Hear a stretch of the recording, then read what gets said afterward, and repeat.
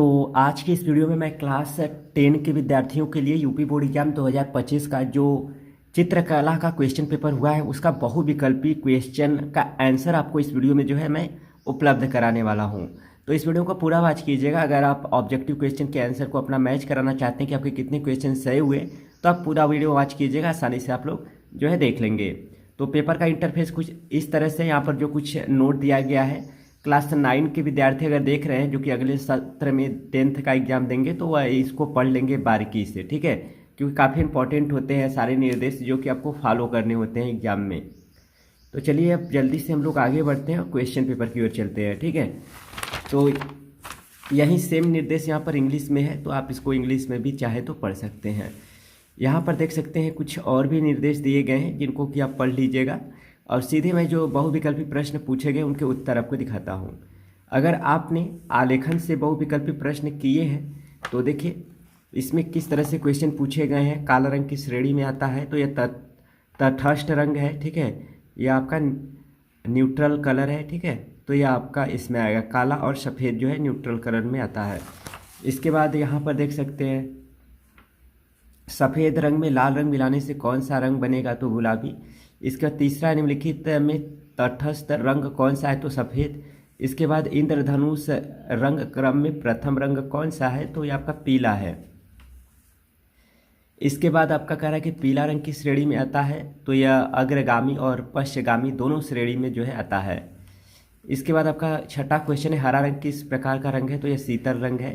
इसके बाद दो वर्णों को मिश्रित करने पर प्राप्त वर्ण कहलाता है, तो यहाँ पर देखिए द्वितीयक कहलाता है, ठीक है। इसके बाद आठवां आप प्रश्न देख सकते हैं, कराए कौन से रंगों का माध्यम सर्वाधिक पारदर्शी होता है, तो जल रंग का, ठीक है। बहुत सारे बच्चे जो है वो पेस्टल कलर मार कर आए हुए हैं, तो देख लीजिएगा आप लोग। इसके बाद क्वेश्चन नंबर 9 कराए रंगों के संबंध में सही व्यक्ति है, तो बहुत सारे व्यक्ति रदरफोर्ड लगाए हैं लेकिन इनमें से सभी रहेगा। इसके बाद क्वेश्चन नंबर 9 में आप देख सकते हैं जो साइड मैंने टिक लगा दिया था। इसके बाद क्वेश्चन नंबर जो 10 है, कह रहा है नीला और लाल रंग मिलाने से प्राप्त होता है, तो नीला और रंग जो है लाल रंग मिलाने से आपका बैगनी कलर जो है वह प्राप्त होता है। इसके बाद 11वां क्वेश्चन है द्वितीयक रंग किस प्रकार प्राप्त किए जाते हैं, तो इसका ऑप्शन ए सही है, दो प्राथमिक रंगों के मिश्रण से।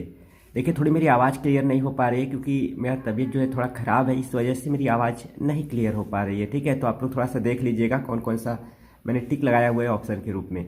इसके बाद अलसी के तेल का प्रयोग किया जाता है, ठीक है, तो अलसी के तेल का प्रयोग किया जाता है तो तेल रंग के लिए, ठीक है। इसके बाद आपका देख सकते हैं ईजल का प्रयोग किया जाता है, तो इनमें से सभी ऑप्शन आपका सही है, चित्रकारी, मूर्तिकला और वास्तुकला तीनों में किया जाता है। इसके बाद आपका क्वेश्चन नंबर जो 14 है, कह रहा है कि काला व सफ़ेद रंग किस श्रेणी के है, तो तटस्थ रंग है, न्यूट्रल कलर है। जैसा मैंने पहले भी, आप इस क्वेश्चन से पहले वाले जो प्रश्न आए हुए हैं उनके आंसर आप फाइंड आउट कर सकते हैं। जो पहला क्वेश्चन है काला रंग वाला, आप इसी क्वेश्चन से जो है उसको सॉल्व कर सकते हैं। क्वेश्चन नंबर 15 है किस नंबर की पेंसिल से खींची गई रेखा सबसे डार्क होती है, तो 2B से, इससे 2B से। इस बाद क्वेश्चन नंबर 16 है शीघ्रता से किया गया रेखांकन कहलाता है, तो स्केच कहलाता है। क्या कहलाता है, स्केच कहलाता है, देख लीजिए आप लोग। चलिए आगे बढ़ते हैं।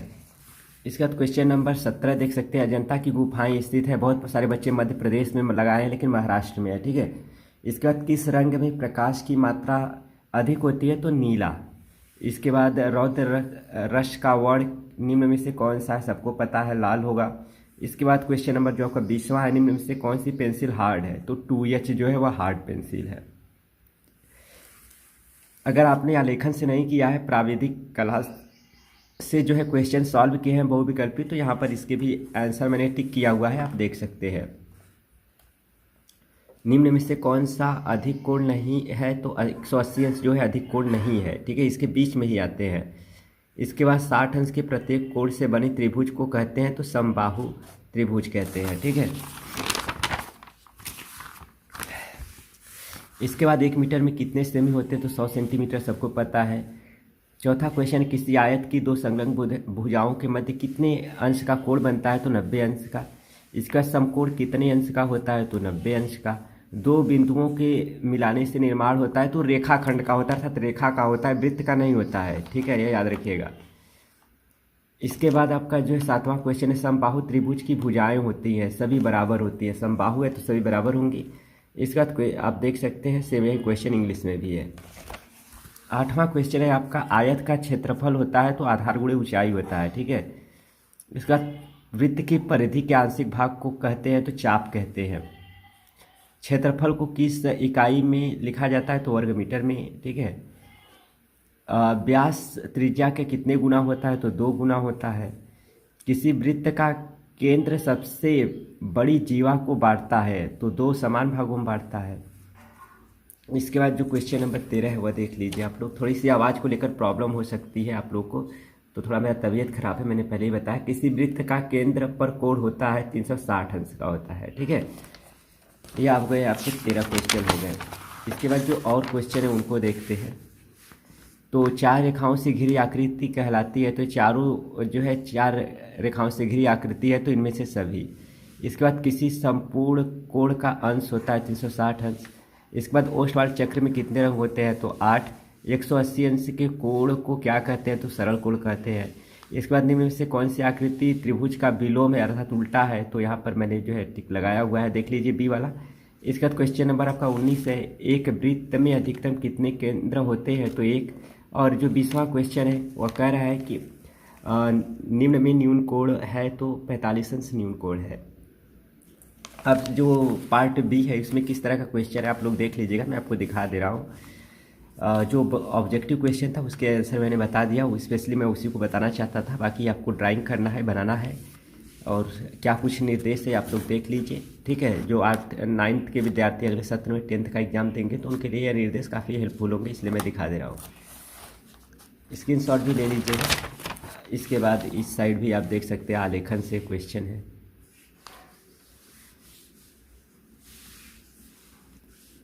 प्राविधिक कला से भी अथवा करके क्वेश्चन है यहाँ पर। ठीक, यही आपको इंग्लिश में भी देखने को मिल रहा है, जो उस साइड आपको देखने को हिंदी में मिला था। इसके बाद यहाँ पर आप देखिए स्मृति चित्रण है। स्मृति चित्रण ये देख लीजिए क्या क्या है इसमें आपका स्मृति चित्रण में। तो यह है आपका कक्षा 10 यूपी बोर्ड 2025 का कला का क्वेश्चन पेपर, जिससे मैंने आपको बहुविकल्पी प्रश्नों के उत्तर के साथ शो किया। अगर यह वीडियो थोड़ा भी हेल्पफुल लगा हो तो आप लोग जो है वीडियो को लाइक कीजिएगा। और क्लास 11th और 11th का अगर इंग्लिश का ग्रामर का प्रिपरेशन आप करना चाहते हैं अगले सत्र के लिए तो चैनल को जरूर सब्सक्राइब कर लीजिएगा। हमारे चैनल पे जो है क्लास 11th और 12th का इंग्लिश ग्रामर का पूरा प्रिपरेशन है। और अगर आपको जो मैंने यहाँ पर आंसर बताए उससे अगर आप संतुष्ट नहीं हैं तो आप कमेंट कीजिएगा कि आपको सही उत्तर क्या लगता है। ठीक है, तो इस वीडियो में फिलहाल इतना ही, मिलते हैं नेक्स्ट वीडियो में, तब तक के लिए थैंक यू सो मच।